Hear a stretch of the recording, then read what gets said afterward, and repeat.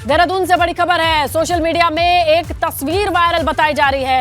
Rajaji tiger reserve park के core zone Kansro पहुंचे हैं कुछ लोग। बिना परमिशन प्राइवेट कार से जाने की जानकारी मिल रही है। कांसरो गेस्ट हाउस में पार्टी मनाते कुछ लोग नजर आए। बिना परमिशन पार्क के कोर एरिया में एंट्री बैन है। प्राइवेट कार से भी नहीं जा सकते हैं पार्क के भीतर।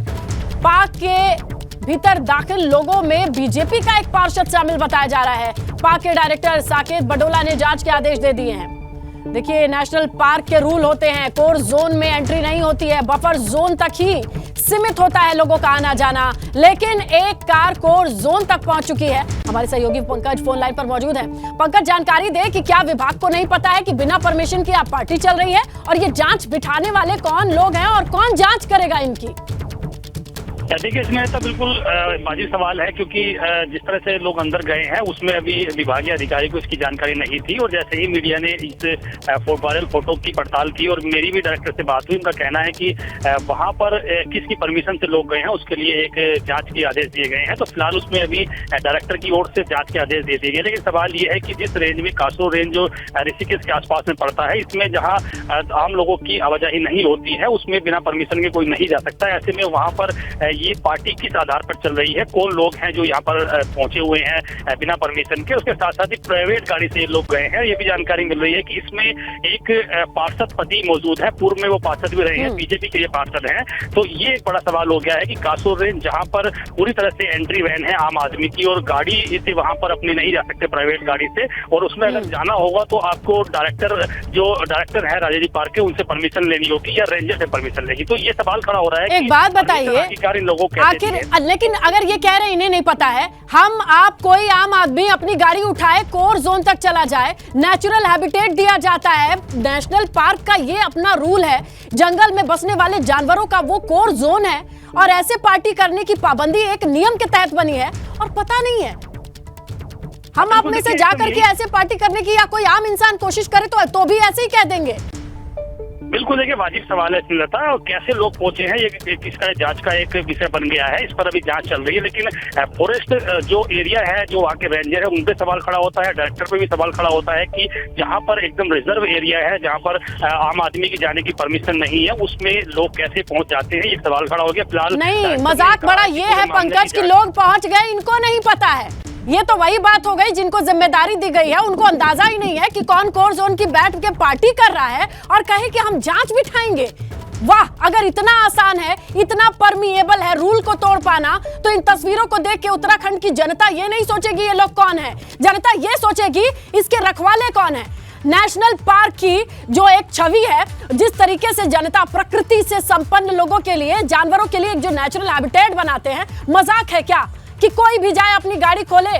कितनी रसूख काम आएगी भाई, कहां तक रसूख काम आएगी कि जिसे मन करे वो जाए और क्या मान ले ये सच है कि इन्हें पता नहीं था। ये तस्वीरें किस बात की तस्दीक करती हैं, ये विभाग की पोल खोलती हैं। देखते हैं कि ये जांच अनंत काल तक चलेगी या वाकई कोई एक्शन लिया जाएगा। शुक्रिया पंकज, आप नजर बना के रखिएगा इस खबर पर। आगे बढ़ते बात करते हैं। उत्तरकाशी में बारिश और ओलावृष्टि की वजह से किसानों की फसल को काफी नुकसान हुआ है। भटवाड़ी के पाही, गोरशाली और द्वारी में ओलावृष्टि की वजह से फसलों की बर्बादी का मंजर देखिए आप। यहां पर विधायक आपको नजर आ रहे हैं सुरेश चौहान, खेतों में जाकर के नुकसान का जायजा खुद लिया, डीएम से बातचीत की।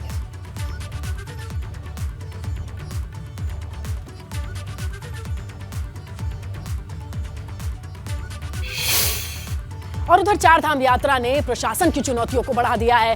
चारधाम यात्रा में श्रद्धालुओं की तादाद बढ़ चुकी है। गर्मी की छुट्टी के चलते भारी संख्या में तीर्थ यात्री पहुंच रहे हैं। आने वाले दिनों में श्रद्धालुओं की संख्या और बढ़ सकती है।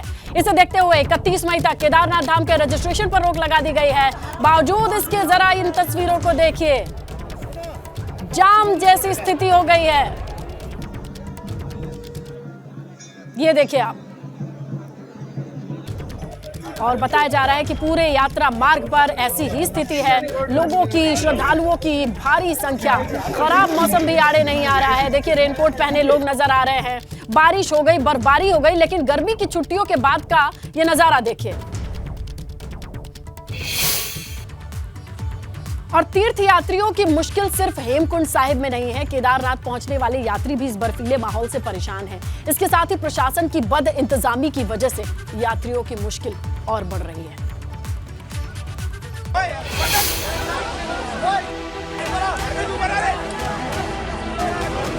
तीर्थ यात्रियों में धक्का मुक्की हो रही है। भीड़ इतनी ज्यादा है कि पांव रखने तक की जगह नहीं है।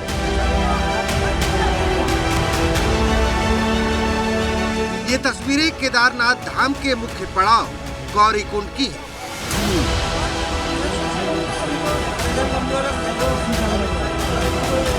शनिवार को इतनी ज्यादा संख्या में श्रद्धालु पहुंचे कि जाम लग गया। भीड़ इतनी ज्यादा कि पुलिस प्रशासन की व्यवस्था पूरी तरह से फेल हो गई। तीर्थ यात्रियों के बीच धक्का मुक्की हो गई। इस वीडियो को देखिए, यहाँ यात्रियों की कितनी बड़ी संख्या नजर आ रही है। एक साथ एक जगह पर हजारों लोगों को इकट्ठा ही क्यों होने दिया गया? भीड़ इस कदर है कि जो खड़ा है वो ना तो पीछे जा पा रहा है और ना आगे ही बढ़ पा रहा है। जरा सोचिए, अगर यहाँ कोई अनहोनी हो गई तो उसका जिम्मेदार कौन होगा? केदारनाथ यात्रा पैदल मार्ग पर यात्रियों के सामने दुश्वारियां और भी हैं। पैदल मार्ग पर अभी भी कई जगह ग्लेशियर जमे हुए हैं। इनके बीच से होकर आवाजाही तो हो ही रही है, मगर बर्फ के ऊपर से चलने की वजह से कई यात्री फिसलकर गिर चुके हैं, जिससे खतरा बना हुआ है। एहतियात के तौर पर ग्लेशियर वाली जगह पर एसडीआरएफ के जवानों की तैनाती की गई है, मगर तीर्थ यात्री फिर भी खौफ के साए में यात्रा कर रहे हैं। केदारनाथ धाम की यात्रा की व्यवस्थाओं से विधायक शैला रानी रावत भी नाराज है। शैला रानी रावत ने कहा है कि तीर्थ यात्रियों के सामने पार्किंग की समस्या है। इसके साथ ही रात के समय यात्रा को चलाना परंपराओं के साथ खिलवाड़ है। यहाँ पे हम यात्रा व्यवस्था को लेकर उसमें जो समस्याएं आ रही है, सबसे बड़ी बात है पार्किंग की। उस पर जो है पुलिस के अधिकारियों के बीच में वार्ता हुई, जिलाधिकारी भी आए और स्थानीय लोगों के भी कैसे इसको सुव्यवस्थित किया जाए, उस पर अभी फिर बैठक चल रही है। दूसरा, रात में हम चाह रहे हैं यात्रा न चले, क्योंकि यहाँ की परंपरा है, यहाँ का रिवाज है कि रात में नहीं चलता ये कोई भी यात्रा। उससे क्या हो रहा है, यात्री भाग के जा रहा है और केदार धाम से वापस आ रहा है, तो कहीं रुकने का नाम नहीं ले रहा है। कोई भी दुर्घटना हो सकती, रात को बहुत जंगल का रास्ता है। 25 मई से केदारनाथ की यात्रा शुरू हुई थी, जबकि 27 मई को बद्री विशाल के कपाट खुले थे। यात्रा शुरू होने के बाद से अब तक दोनों धाम में 10 लाख तीर्थयात्री दर्शन कर चुके हैं। अकेले केदारनाथ धाम में ही 5.5 लाख तीर्थयात्री पहुँचे हैं। एबीपी गंगा के लिए रुद्रप्रयाग से रोहित डिमरे की रिपोर्ट।